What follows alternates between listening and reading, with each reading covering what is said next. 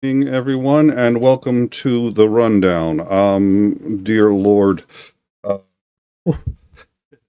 I've been trying to figure out how we're going to address what's going on in the Epstein case, because there is a tremendous amount of misinformation, there's a tremendous amount of misunderstanding, and uh, I once asked Commander McMillan to write a précis on the history of Israel, figuring that since Israel hadn't been around all that long, he wouldn't need to go much further back than World War II or World War I.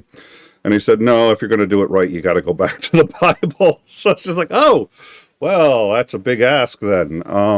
That's one hell of a précis. And I kind of feel like that as we've been doing a deep dive into this. So what we're going to do is do our best to, as accurately and as concisely as possible, tell you what is known, what isn't known, what is suspected, how and why much of this doesn't matter, and why some of this is unbelievably important. So, as everybody knows who Epstein and his partner Maxwell, Gladstein Maxwell, are, I suspect. She is in prison. It is actually her case that has given us the most information about what they did. I'm echoing, huh? How bad is the echo? I'm a little curious as to how and why. It may be, is it just Daddy Jim who's picking up an echo? I haven't seen anyone else. Okay. I think that may just be you, sir. All right. So, what is it that most of what we got, actually, we didn't get from him, and the reason is because he died during trial. The interesting thing about a plea deal, and he did have a previous conviction, a plea deal in Florida. We're going to talk about that.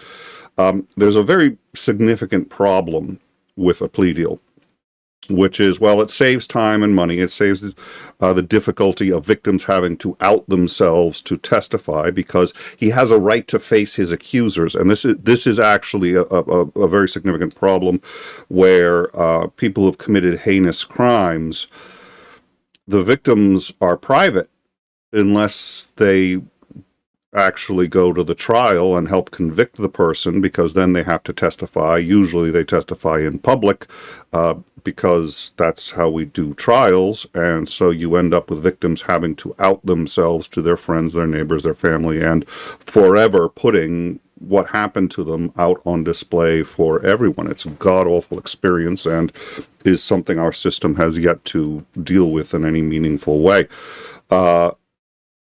So when you're trying somebody like Epstein, it's important to not do some of the things that have been done, and we'll get into. The first thing I want to talk about is his finances. He was extraordinarily wealthy. He owned an island, as most people know. He used this island as a base of operations, but he also had several mansions that he used. Where did he get this money? That is unclear.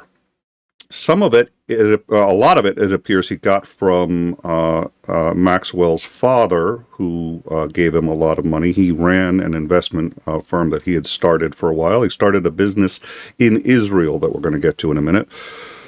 But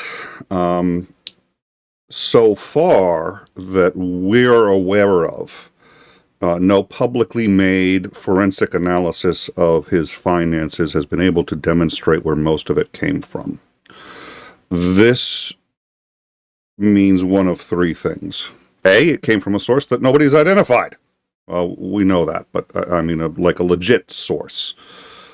B, it came from blackmail, where he would blackmail people and they would pay him money, blackmail very wealthy people.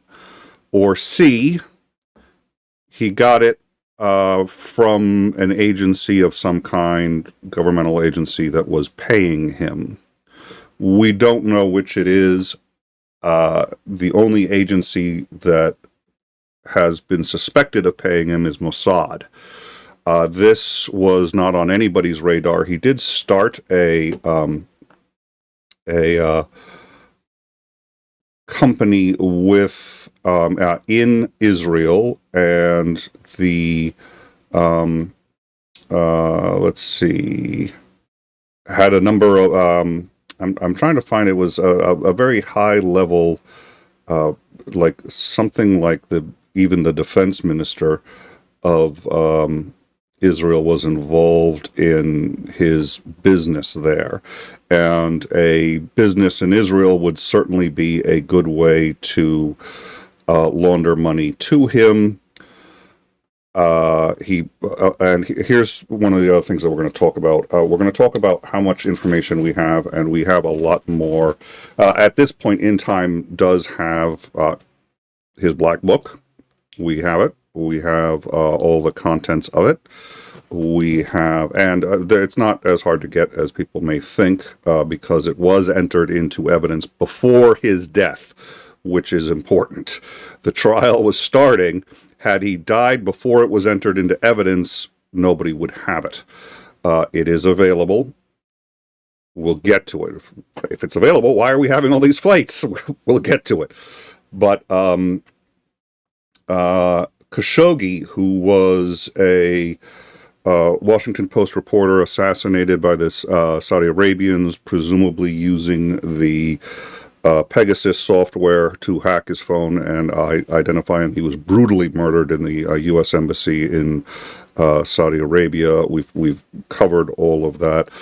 Khashoggi actually worked with him for a while, and this brings up a thing that we're going to mention. There's a Mother Jones article we're going to talk about, and I want to make really crystal clear.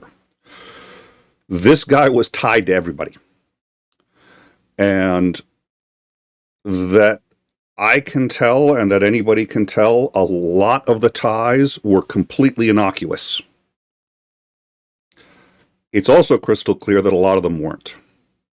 And that a lot of them were extraordinarily Saudi Embassy in Turkey. That is correct, and I appreciate the correction. Thank you. And we're going to get into some of the evidence that is more troubling than I had been aware of before we started doing this research. The question is, how do you tell the difference between the two? And I feel a little bit like we're in that situation where Rudy Giuliani decided that he was going to, because two people at a polling facility, election counting facility, were acting suspiciously and passing what he thought was a USB drive from one to another, that this must mean that there was a conspiracy. He outed them, gave their names. Turns out it was chapstick. They were completely innocent of having done anything, and he destroyed their lives. One reason a lot of this material has not been made so easily available is, while there are absolutely guilty people contained in that black book, there's also people who haven't done anything wrong and or have no idea why they're in the book. Mother Jones did a very good article on that. I'm going to quote that. We're going to cite that. But that leads to the problem. So as of this moment, on our Discord, we do have the full video of that was released by the Department of Justice of him. We have references to some other video, and all of that information is available, but I think right now we're sort of holding on to everything else because we don't want to sit there and just say, well, and I'm going to mention some people that are in that book, and I'm going to mention it because it's important, and I think we should know, and I think we have to try to understand how and why they're in that book. But there's a lot of those are famous people. If you're a famous person, you know that Bill Clinton was in the book is I'm not outing anyone or destroying any lives. That Bill Clinton's a public figure. He was in the book. We have there was a meme going around, and I think this is important. You know, at one point, Pam Bondi was like, "Well, there is no book of names or anything like that." Yeah, there is. It's his contact list. That's what's at issue. But that's actually already been made public. A list of, quote, clients or people he's bribing, nobody knows. And because the New York trial didn't finish, because he was killed before it could finish, we don't know what was going to be presented at trial. None of it was ever presented. We only have really what was presented at Maxwell's trial, which is considerable. My biggest concern is that right now, the Justice Department and the entire executive, whose job it is to enforce the law, is being run by somebody who is implicated up to his ears in this. So, since the trial never happened, we don't know what the evidence is and who else could potentially be implicated. And the book, you release the book, the problem is there's 2,000 names in there. It's just his address book, and we'll get into it. But that's why I'm trying to be as careful as possible going forward. Again, he knew Khashoggi, and Khashoggi, to the best of my knowledge, was above reproach. He knew everybody. It's insane who he knew. At any rate, in the early 2000s, I forget the exact. Oh yeah, the Israeli startup. Here it is. He worked with the chief of staff of the Israeli Defense Force and a former defense minister and former Israeli prime minister. All of them worked with him to make a startup, and even stayed with him, visited him in Manhattan and stayed with him. This startup was to research military, to engage in research in the military sector. That's all we know. Okay, so that's the background. In around 2005, he was arrested for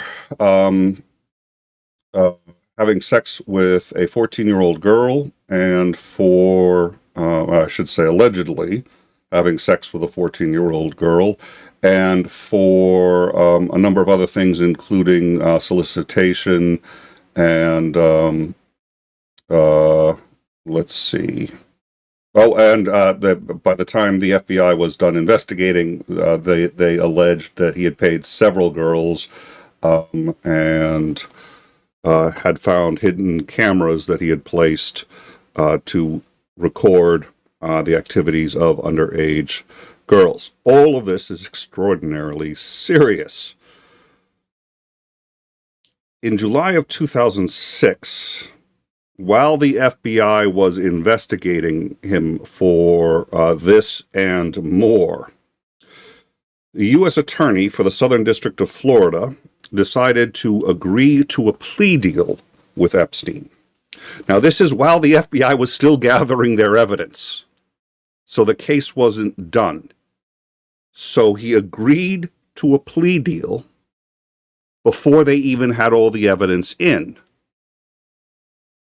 That's staggering. The plea deal was negotiated with the assistance of Alan Dershowitz, which explains half of his interest in this case that we were talking about yesterday. The plea deal was described as one of the most egregious sweetheart deals in human history. He was given 13 months work release, meaning he was at minimum security and could even walk out of the building on his own to continue a job or do other things, and basically just had to change his address temporarily to a minimum security facility. The U.S. Attorney for the Southern District. Now, the question is, why on earth did he get such a good deal before? There was enough evidence to my understanding of the case, my understanding of, and having read former attorneys general who looked at the case, and the U.S. oh my God, the, what is it, Pat Bondi's current position, Attorney General, was that they've all looked at it and said they've basically never seen a defendant get a deal like this, especially, and that the evidence was already overwhelming. They had enough to convict him. They could have put him in jail on just one count. The minimum was 12 years in prison. That was the minimum on one count, and they had him dead to rights on 4 or 5. Instead, he got this plea deal. At the time, the attorney, it was claimed that the U.S. attorney for the Southern District had just made a mistake, and that it was a gross, not negligence, what was the word that was used? It was a gross mishandling of the case. But later he would claim that he was approached by credible people who said that Epstein was a foreign intelligence agent and that he should let it go. That was the quote that he gave. That deal, and that it was that everything happening with Epstein was, quote, above his pay grade. He therefore agreed to the plea deal, which again had been negotiated in large part by Alan Dershowitz. So, that's what the former prosecutor now claims. The deal obviously was insane. In fact, it was so bad, a federal judge later vacated portions of that deal, saying that it violated the victims' rights, that the victims had a right to be heard and a right to justice, and that this deal was so unacceptable that it was clear no attempt had been made to bring Epstein to justice. So that was the first case. And it really went from 2006 to 2008. So that was a while ago. And at that point already, somehow somebody intervened in his behalf, whether the Attorney General was threatened, whether he really was approached by someone saying that this is an intelligent agent, and whether or not that person was telling the truth or there was bribe material. Who the hell knows? But I think it's crystal clear that at this point, somebody very powerful was protecting him and stepped in for him. Now, he got out and was rearrested about 10 years later in New York on sex trafficking charges. The FBI and the New York PD Crimes Against Children Task Force arrested him on sex trafficking, and a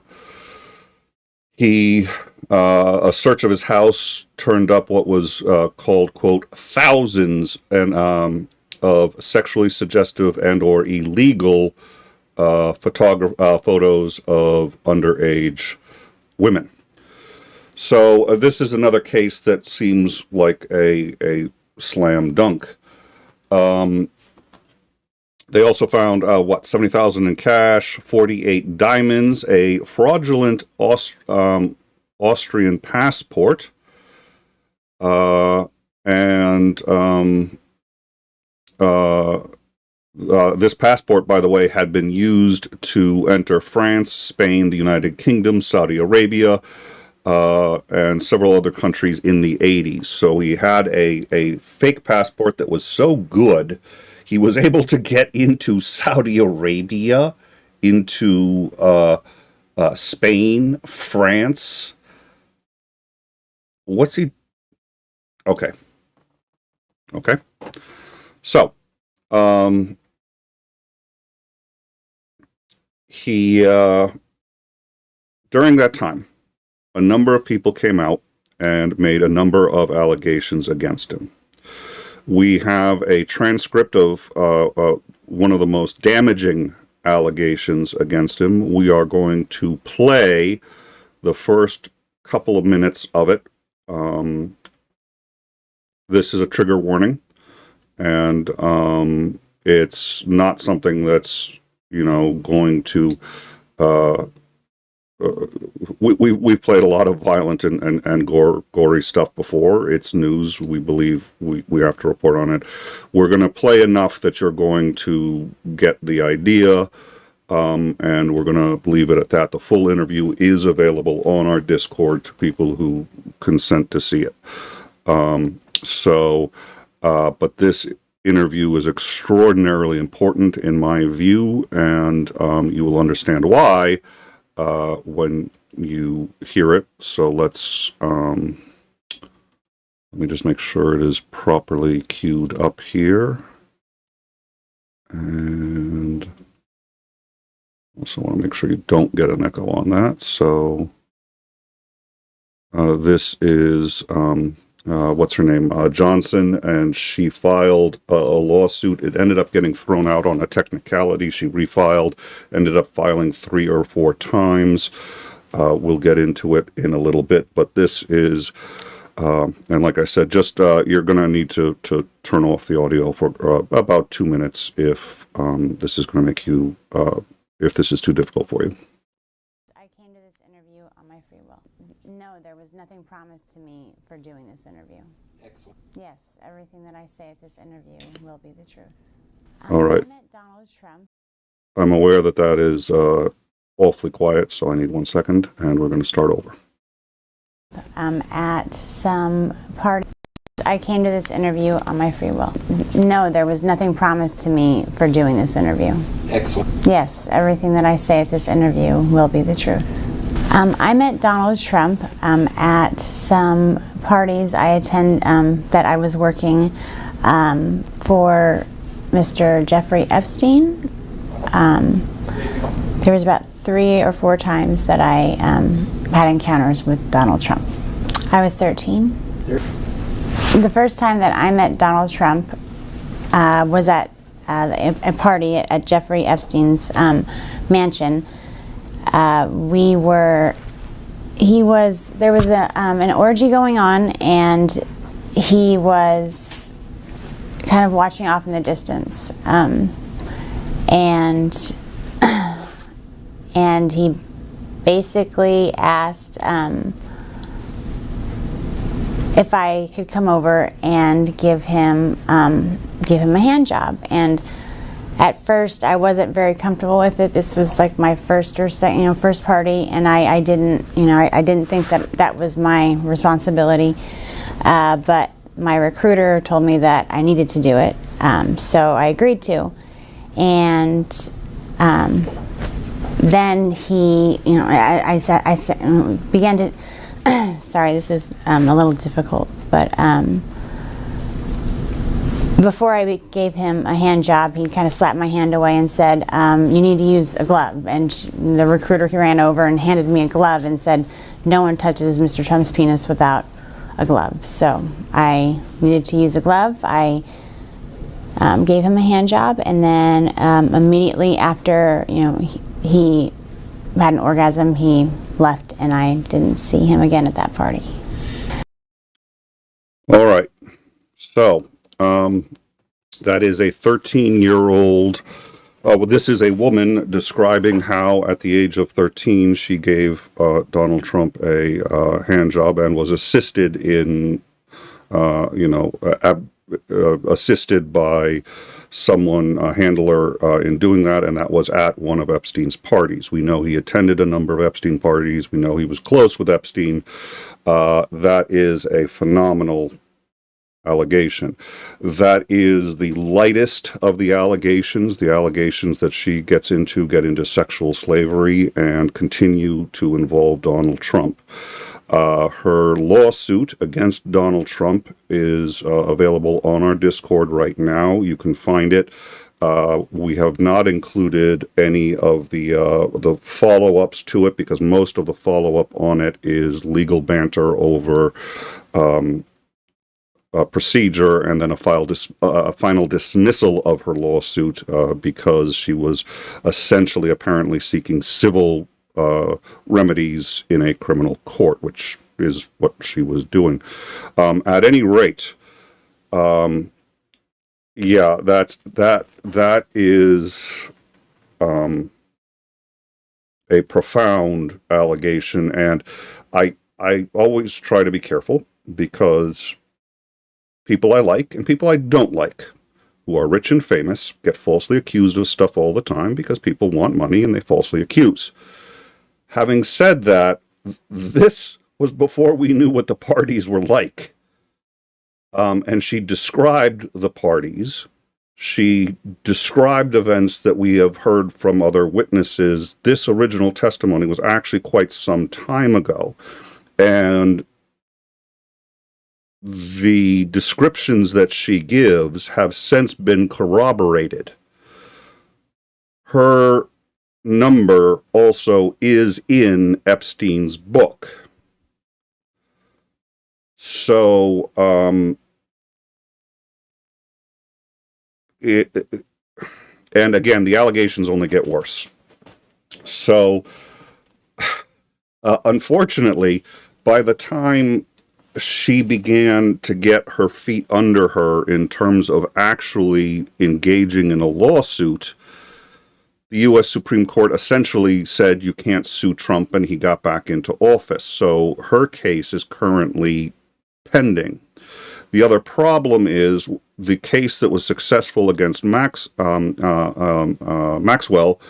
the woman in that case was shortly afterwards found dead of apparent suicide. Now, 3 months before she was found dead, she went to a therapist and underwent a battery of psychological tests. The reason she did this was she was afraid for her life, and she was afraid that she would be found dead and it would be listed as suicide. So upon her death, a video was released of her saying that she was afraid that people would think she committed suicide. A psychologist reported that she was not at risk for suicide and that she was psychologically healthy, and that video should be released by her family if it turned out that if she turned up dead, which in fact she did. This woman, again, I've forgotten her name, something Johnson, Katie Johnson. She's started out as a Jane Doe, but eventually, Katie Johnson, that is now public information, also appears to have been reticent to pursue this significantly in criminal court. But the question now becomes, if Epstein, and this happened at an Epstein party, Epstein died before the trial, so we don't know what testimony she's given to New York about this, because there are two separate cases. And we have to remember, in both, we didn't get the evidence. In the first one, it was because there was a plea deal that made it, and the FBI was purportedly livid about it because, they called it Operation, I forget the name of their operation, but they had an operation name. They were going after him. They knew it was a big fish, and the Southern District Attorney General just gave him a sweetheart deal, and he basically walked out. Again, the deal was so good, a judge later invalidated it, saying, no, this violates the victim's rights. It's so good. So now you've got him in prison, and before the evidence accumulated by the New York and FBI, the New York Children's Division, and the FBI could be shown in court, Epstein dies, making, from a legal perspective, all of that evidence moot. You could toss the evidence now for all, it doesn't matter anymore. You can't prosecute a dead guy. So that evidence is what's at issue. What do we know? We do know that he had a book that had names, phone numbers. It's called the Little Black Book. It wasn't little, it was big. The contents of that book have already been made public. The reason is it was entered in the Maxwell case, and so we already have it. A number of the, quote, Epstein Files, 2,000 pages, are actually already public. So right now there are websites going around saying, oh, we published and I'm telling you, we've got them. We've got the Epstein Files. And they're in our Discord, at least the ones that I think are of benefit to release, which includes that interview. And there is, by the way, both a transcript and the full audio of the video, so you can, as much as you feel you can tolerate, if you are interested. You will need to get the explicit role on our Discord to see it. It's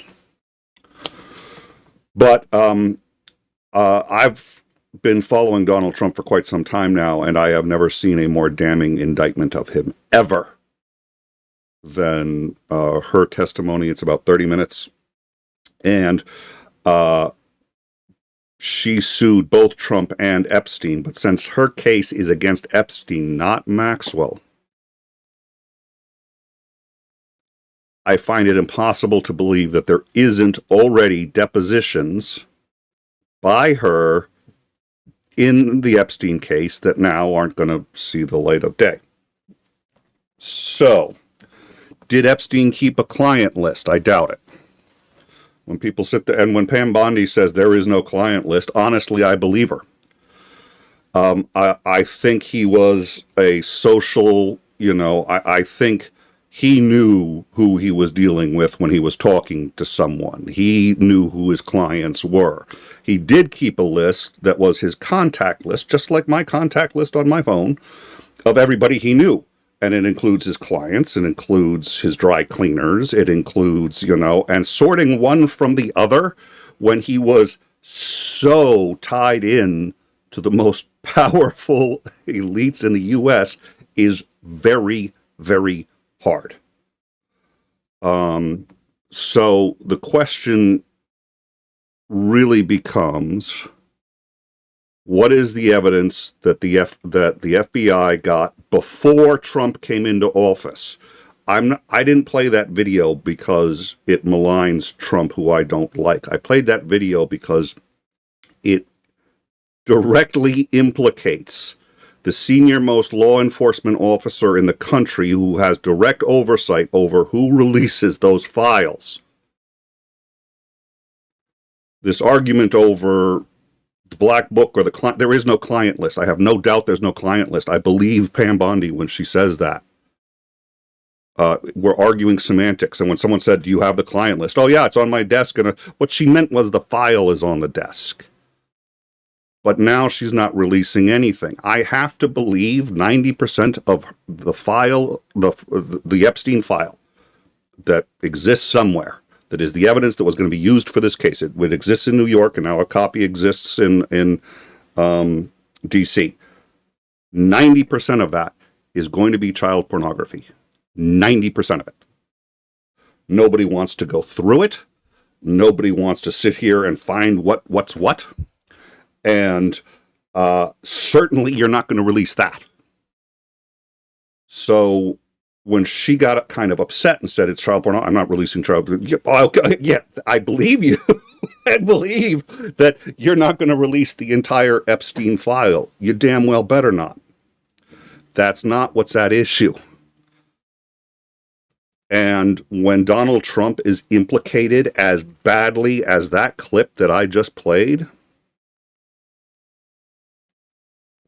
anybody who works for Donald Trump, anybody who has been put into power by Donald Trump, and Donald Trump himself all have to recuse themselves. This case has to be tried in New York by a New York district attorney who would and could do it, but for one thing.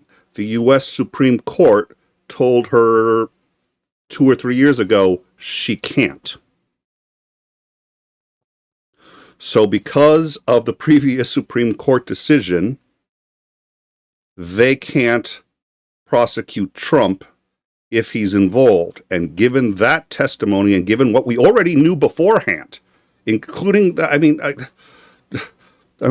going to show you this again because it's just, and this is the short version, but here we go.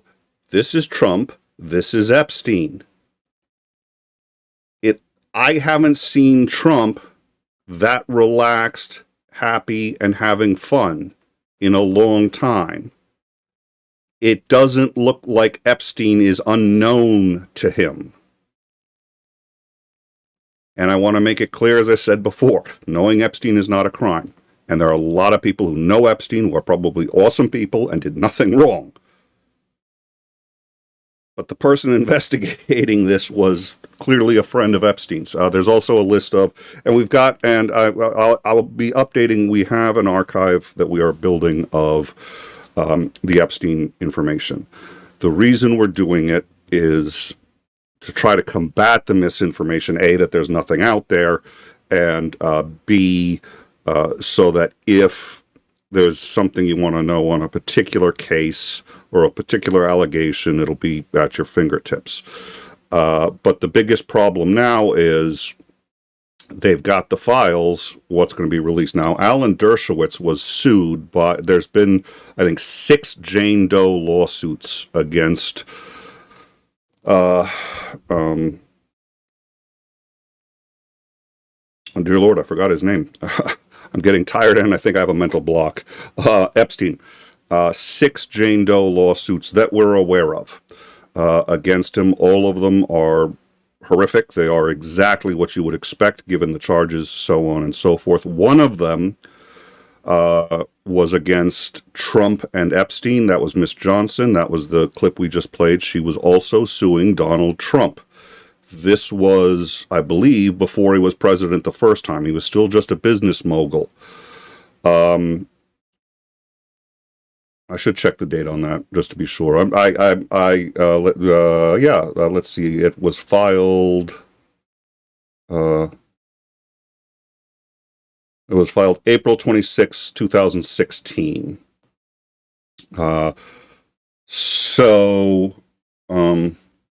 Yeah, and then it was terminated May 2nd, and then it's been updated as, okay. So, she went after Trump and Epstein, a couple other Jane Does that were just after Epstein, and one that was after Epstein, a couple of other people, and Alan Dershowitz. So he is a named defendant in one of these cases. So we had been speaking yesterday about why what court is keeping him from talking. We now know what court is keeping him from talking. Now, he also mentioned client privilege. He's right, because Epstein was a client in the Florida suit.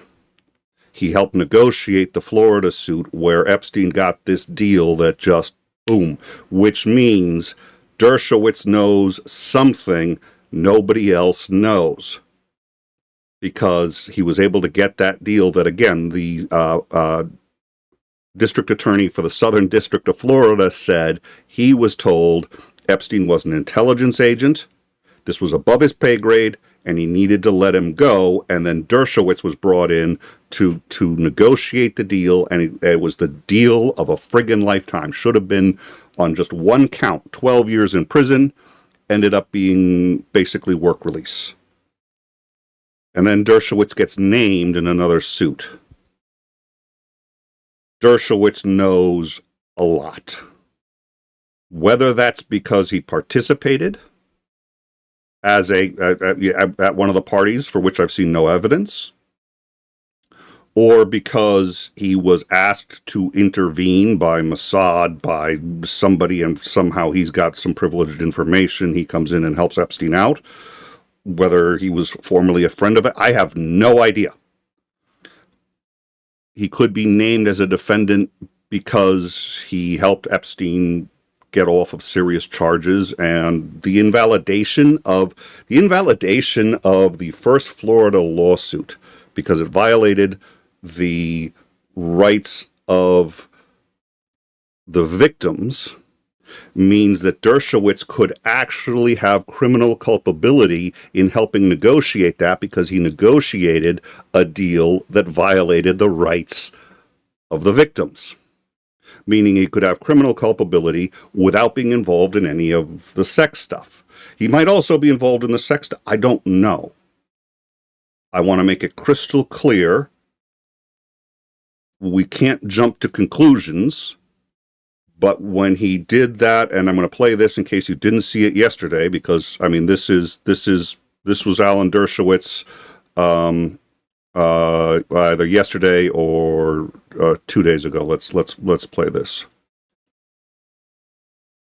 Or let's not. Let me tell you, I know for a fact. Every document would prove I was innocent. So let me tell you, I know for a fact documents are being suppressed, and they're being suppressed to protect individuals. I know the names of the individuals. I know why they're being suppressed. I know who's suppressing them, but I'm bound by confidentiality from a judge and cases, and I can't disclose what I know. But I hand to God, I know the names of people whose files are being suppressed in order to protect them. All right. I do not like Alan Dershowitz at all. And somebody here said they don't like him. I agree. However, he is still one of this country's premier lawyers.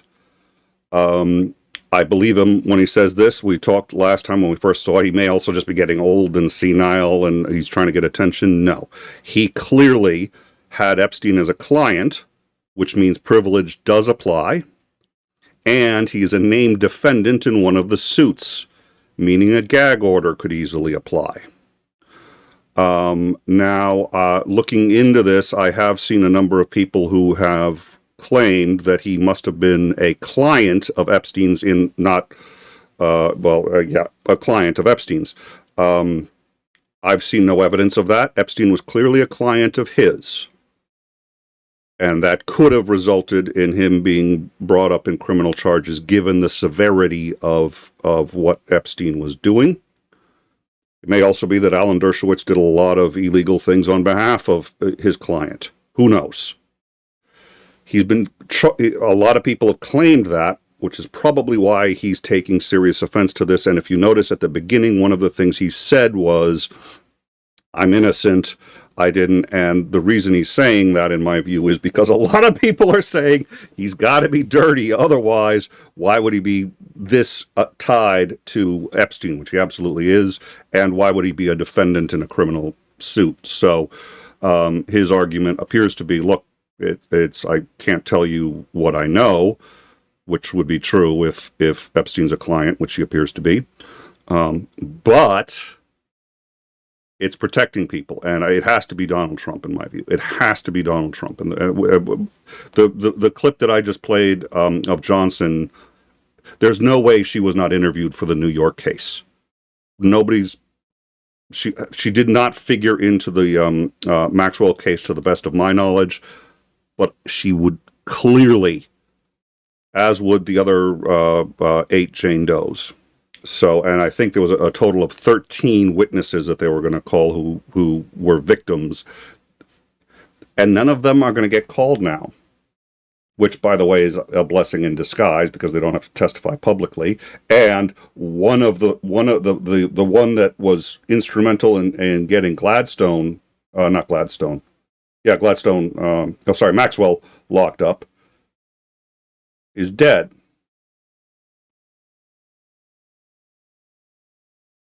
This got complicated quickly.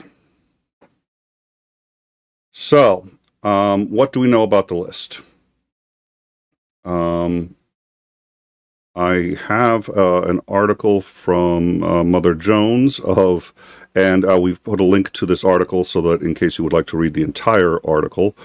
Poor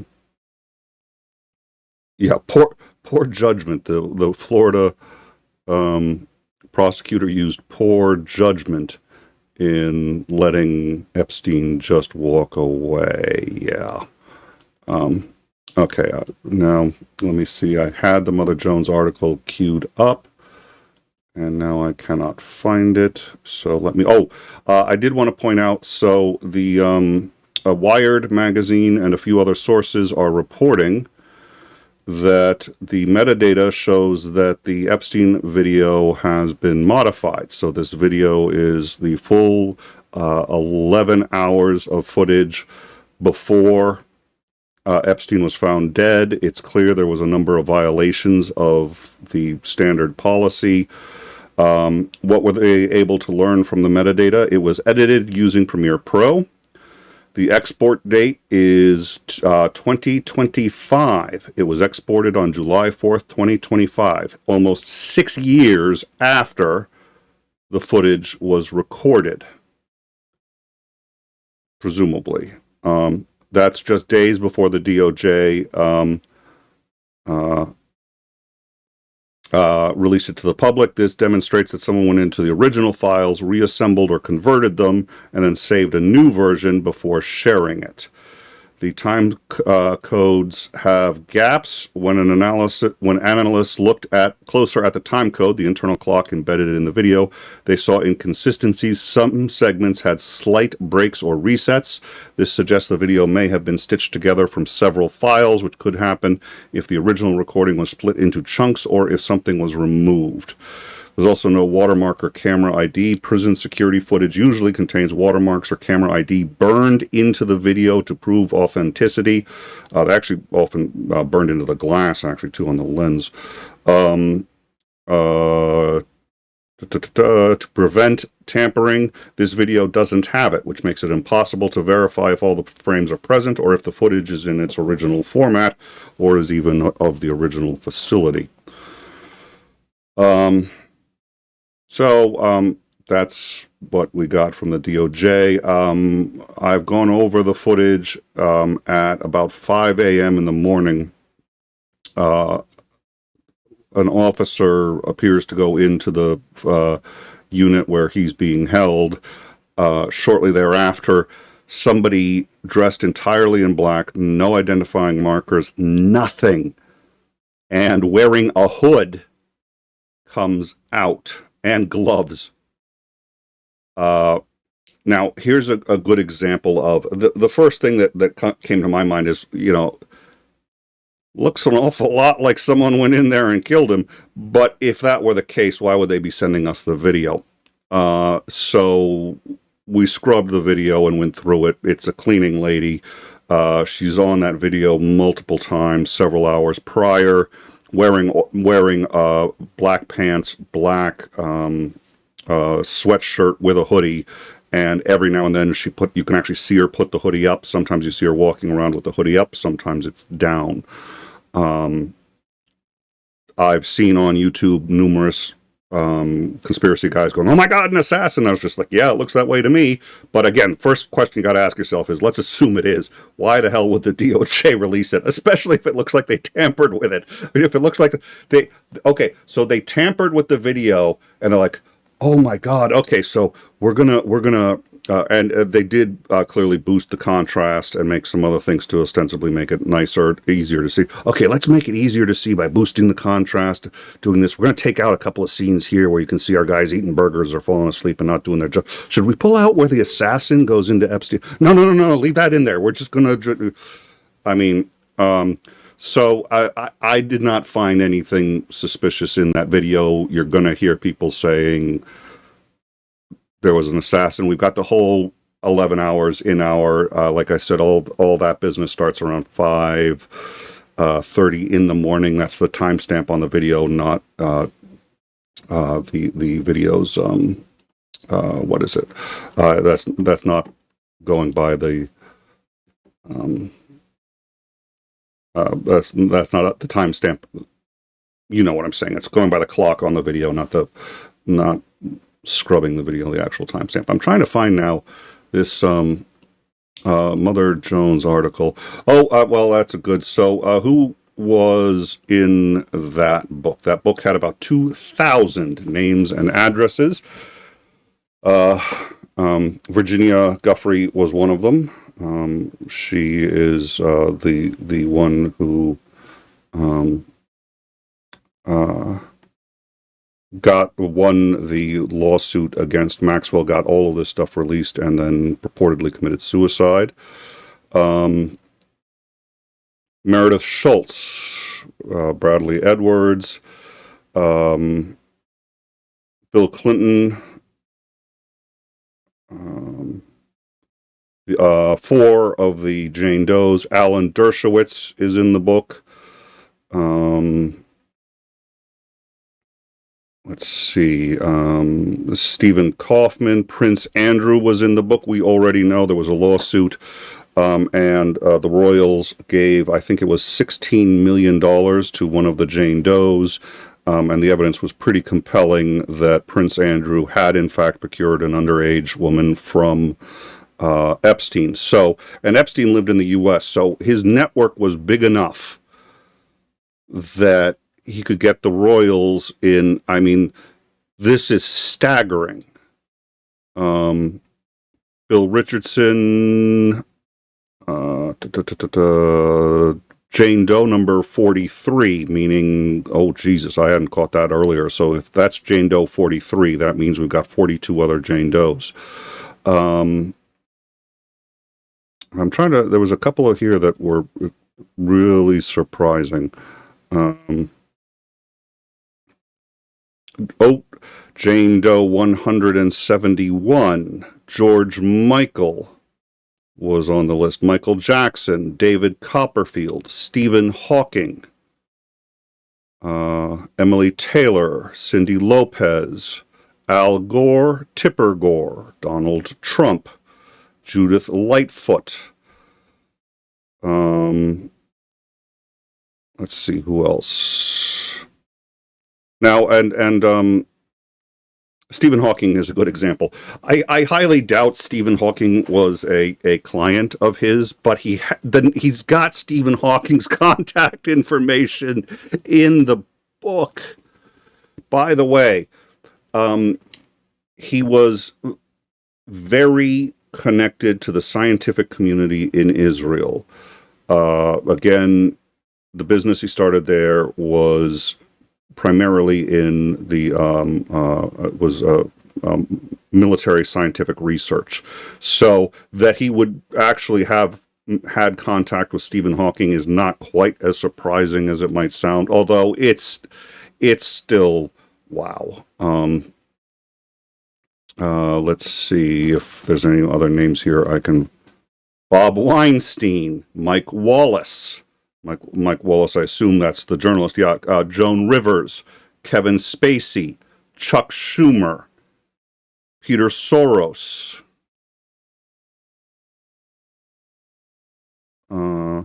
Okay. So those are some of the big names in the book. Again, we have a copy of the entire book. If you're industrious, you can find one. We are not going to make that available on our Discord yet. We might at some point. My concern is exactly what I'm going to read to you. If I can, I may just re-Google the Mother Jones article because I do want to read some excerpts from it. And I think it's important, and but it gets into what I've already sort of explained as my concern about the problem. A lot of the names in that book are going to be innocent people who didn't do anything wrong. A lot of the names in that book are going to be people who have committed horrific crimes. The problem is, how do we discern? And every one of us, myself included, is going to be tempted to say, oh, well, I don't like this person, so they're probably guilty. And we have built a justice system that works very hard to try to avoid actually doing that. And there's enough damage that and a lot of these allegations, you can't unring the bell on if somebody's name is in that so we're not going to publish it. I don't mind giving you the names of famous people who, by virtue of being famous, have to expect that they're going to be accused of all sorts of shit. And everybody already knows their names in it. So let me, since I really can't find that Mother Jones article, if you will all be patient with me for 1 second. Oh, there you go. That was easier than I thought it would be. All right. So the Mother Jones article, we put this on our Discord as well. It is entitled, I Called Everyone in Jeffrey Epstein's Little Black Book. Let's see what he says here. Jeffrey Epstein's Little Black Book is one of the most cursed documents ever compiled in this miserable, dying country. Good opener. Totaling 97 pages and containing the names, numbers, and addresses of a considerable cross-section of the global elite. Epstein's personal contact book first turned up in a courtroom in 2009. Now, this was after his former butler tried to sell the book. Now, his butler had testified to cleaning up after sex parties and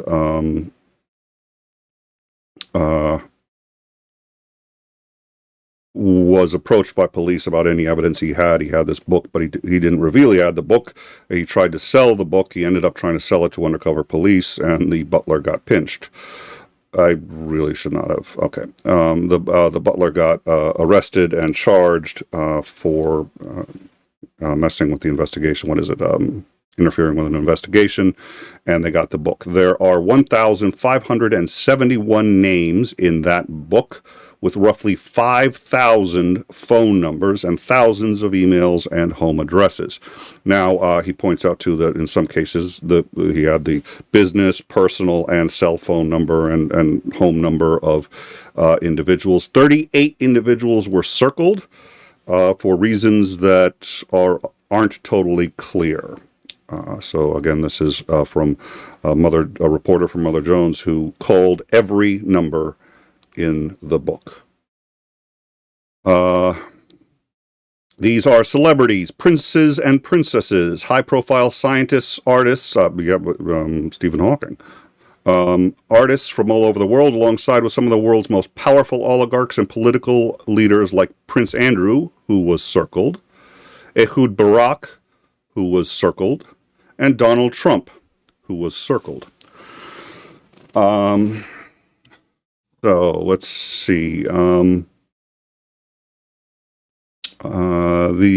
Epstein book isn't little. It's in fact very large. There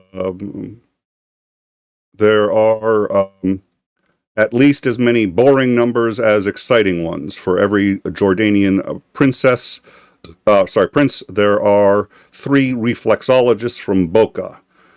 The listings are preposterously detailed, often containing their siblings and even their friends and children, alongside of hundreds of hundreds of car phones, yacht phones, guest houses, and private office lines. Some individuals have dozens of numbers and addresses listed, while others have just a single number and first name. Epstein appears to have collected people, and anyone who interacted with him said that if you ever met him, you were more than likely to end up in his book, and several years later, you would get a call from me. I made close to 2,000 phone calls. I spoke to billionaires, CEOs, bankers, models, celebrities, scientists, a Kennedy, and some of Epstein's closest friends and confidants. I spoke to ambassadors, irritated a senior advisor at Blackstone, and left squeaky voicemails for what must have been a considerable percentage of the world's oligarchy. Let's see. At times, he felt like he was reaching into these dark areas of humanity. At other times, it was boring and routine. Let's see. Seeing at close range the mundanity of Epstein and his fellow elites, how simple and childish they could be, was a sickening experience of its own. The worst call by far was a woman who told me she had been groped by Epstein in an incident that she didn't report at the time out of fear of retribution from Epstein. I have been aggressively counseled to remind the readers of Mother Jones that an appearance in the book is not evidence of any crime, or of complicity in any crime, or of knowledge of any crime. And I think that's the other one that I haven't mentioned, which is, it does feel like it's like, okay, even if you didn't participate, if you're in the book, it's evidence that you might have. No, it's not even evidence that you might have. That's not how evidence works, and we'll get into formal logic some other time, but that's called affirming the consequent. Just because being in the book means absolutely nothing. I had a delightful conversation with normal people who had cleaned his car or given him a facial, with whom I could share my distaste for Epstein and his circle. Sometimes I would call a number that had changed hands at some point since the book was compiled, and instead of reaching a governor or fashion designer, I would end up with just a normal bloke, some poor recipient on the wrong end of a torrent of phone calls. Yeah, man, people keep calling me up asking for Muffy. I'm like, Muffy?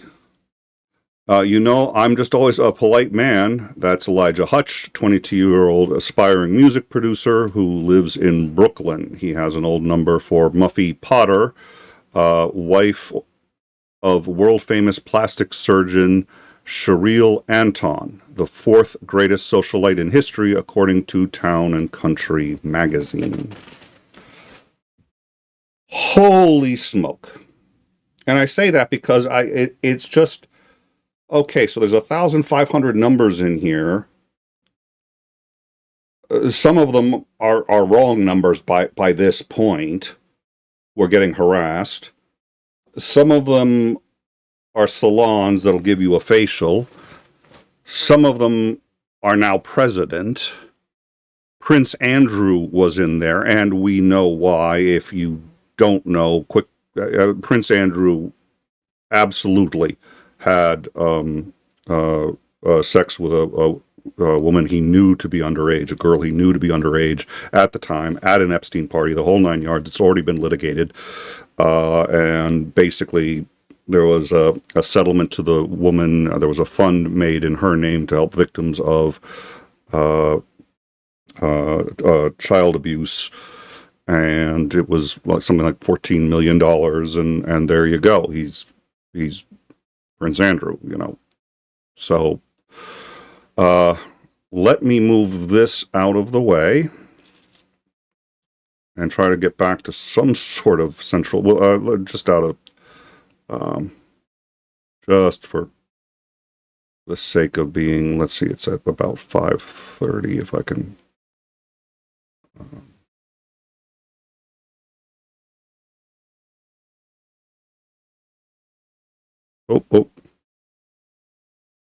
saw it for a split second.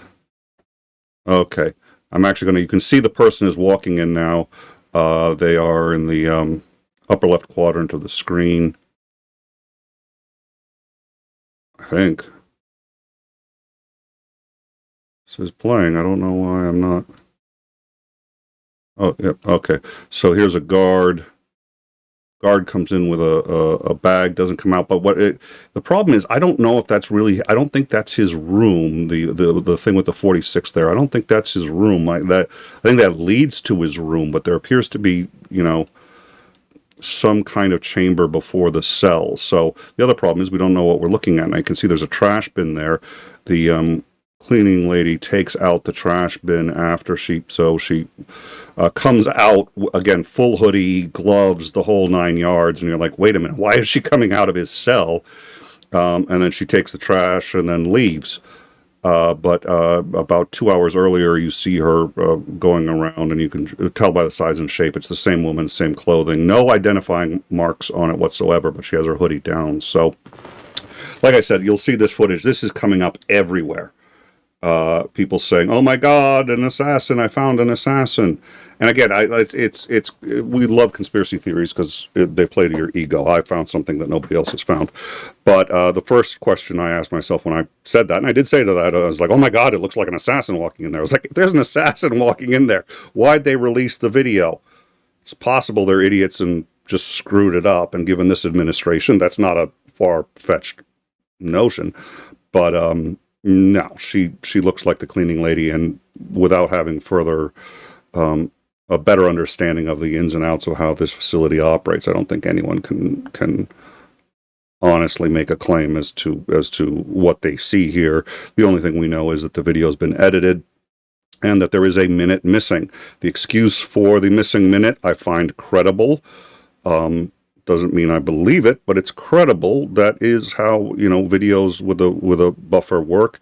Having said that, this video was said not to exist. We know the guards were supposed to check on him every half hour because he was on suicide watch, and they don't check on him for 8 hours. So the video didn't exist. Then, in order to quell public outcry, they find it, and it finds that every major rule for guarding him, including checking in on him regularly, and I think there was a couple of other they falsified documents saying that they had checked in on him regularly, and they didn't. And it's sort of like, okay, why is all that going on? Yeah, it's possible it's a mistake, but when you add that to missing video that gets found and has now been edited, it's concerning. He had a number of broken bones. The oddest of which was I forget what it's called. It's right up here. That bone. I haven't heard what he committed suicide with. If he's on suicide watch, they didn't give him anything to do. There's clear ligature marks. I've seen the autopsy. He has clear ligature marks and a bruise on the back. What the claim is that he somehow fashioned something, jumped off the top of his and hurled himself at full force, breaking a number of bones, and essentially strangling himself to death in the process. It's clear, the strangulation marks are clear. The bone right here above the Adam's apple is broken. In strangulation deaths where by suicide, that bone is broken 6% of the time. In strangulation by homicide, that bone is broken over 80% of the time. Just an FYI. All right, I'm going to quickly check in on the live chat, and then we're going to wrap this up. It has been a long show, but there's a lot of material, and I'm going to do a rundown, and we'll just try to, like, in a minute or two, summarize what it is we've been talking about, what in time is going to provide and continue providing going forward, and what, if any, context we can put some of this in. So yeah, like I said, let me check that. And I haven't checked. I apologize if I haven't gotten to.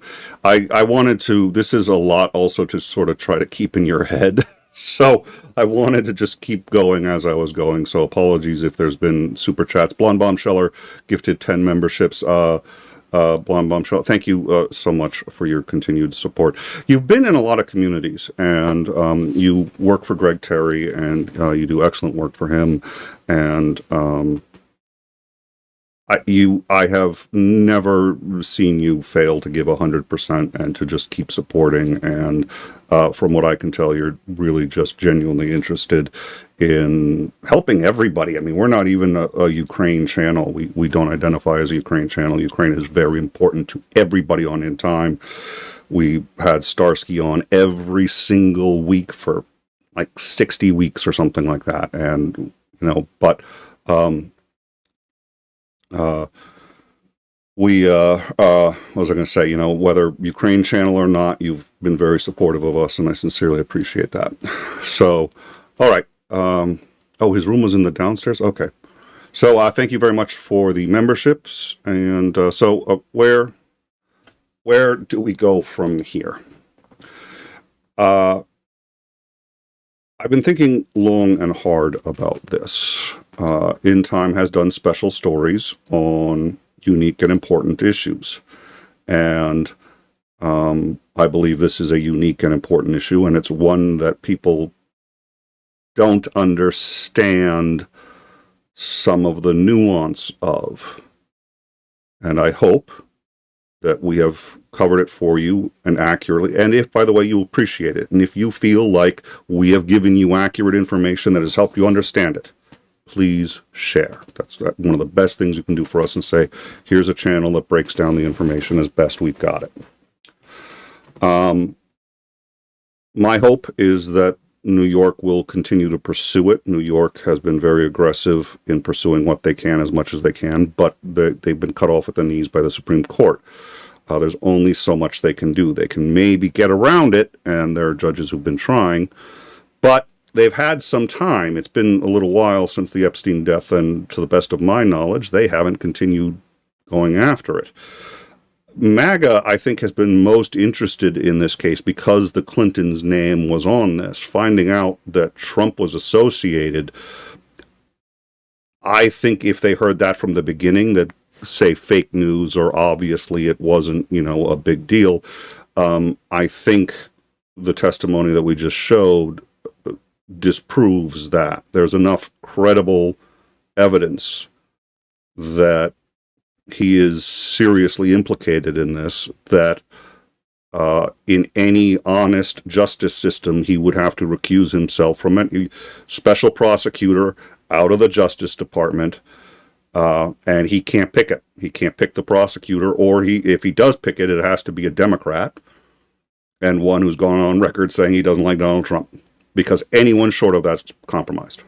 And it has to be someone who's not on Epstein's list, which is going to be hard to do from what I can tell. That's another reason that is a diverse list. That is a diverse list. So, again, for those of you asking, we actually have the list. I don't know that someone has gone through and published to the best of their ability than everybody and the phone number. And one reason is for the reason that I don't want to make the full list available on our Discord, is because some of these are just completely innocent people who just got the new number when the old number was disconnected, probably because too many people were calling saying, "Do you know Epstein?" So those numbers, those addresses aren't really relevant anymore. What's relevant is who's going to continue investigating this and how. And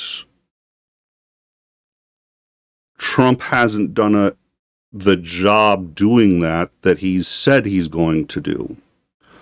So my concern here is to do a show that we've just done, doing our best to gloss over a very complicated issue. And then instead of spending 2 weeks doing a deep dive into this and presenting you, our time travelers, our beloved audience, with a video, and there are lots of channels that do this and do this well, and I've enjoyed it when we do it, but he's dead. And so much of what happened, the minutia and the difference between I'm not sure any of that matters. What matters is what's going to happen going forward. Can we compel Dershowitz to talk? What courts are getting involved at what level? State, federal. How do we get Trump to comply? If he's really got nothing to hide, it shouldn't be that hard. And he seemed interested in complying. But after what I've seen that implicates him in this, which is well more than I knew before we looked at this. So we're going to make it as much of this available to you as we can on our Discord, and people who want to know more can. And if we hear people talking about it on our channel, we're driven mainly by the community. So if suddenly the community decides we really want to look into this more and understand it better, we'll do that. But going forward, again, I am more concerned with how does this case progress going forward with the people who are alive that are sabotaging the ability to understand this. But for those of you who are sitting there going like, I can't believe people are saying he was a secret spy and it's all this conspiracy stuff. That was an attorney general who said that. So that wasn't just something made up out of thin air. I mean, people make up stuff and, by the time you're done, it gets crazy. But the fact that that came from an attorney general is shocking. And given the size of that list, this is an extraordinarily complex issue. So, again, hopefully in this very long show, we've done our best to get it in a digestible format so you can understand what we know and what we don't, and we can see how things are going to proceed going forward. But for obvious reasons, my confidence in Alan Dershowitz is moderated. He clearly appears interested in talking about it, only to clear himself, which means he's probably culpable more than he thinks he is, but not seriously. He looks like he wants to talk about it, and I suspect what he's going to say is Trump amongst others. That'll probably be a shock. How we get there, I don't know, but that's where we stand. Thank you all for joining us. Our next scheduled show is Tuesday, 8 p.m. Eastern Standard Time. 9 p.m. Eastern Standard. We'll have on Xandering for that, and we will be staying on this. We've heard that Kash Patel has suggested he may resign over the failure to release this information. So has the Deputy Director of the FBI. I'm adjusting as I learn more sort of my suspicions about how and where and why this is landing the way it is. I am giving Bondi more credit than most people. People say Bondi's hiding stuff. She may or may not be. But the reality is I do believe there's no client list. I don't care what she said. She was speaking colloquially. She wasn't expecting, that a forensic team was going to go over her words afterwards. Having said that, the excuse that, well, I'm not going to release it because it's all child pornography. Oh, I'll bet you 90% is child pornography, and obviously you're not going to release that. But there's more than that in there. There's testimony, there's depositions. They didn't bring this case against him unless they felt they had him dead to rights. So where is it? He was charged. There's something there. Anyways, we'll see how it goes. Thank you all for joining us, and we will see you, barring anything else extraordinary going on, see you on Tuesday, 9 p.m. Eastern. Thank you.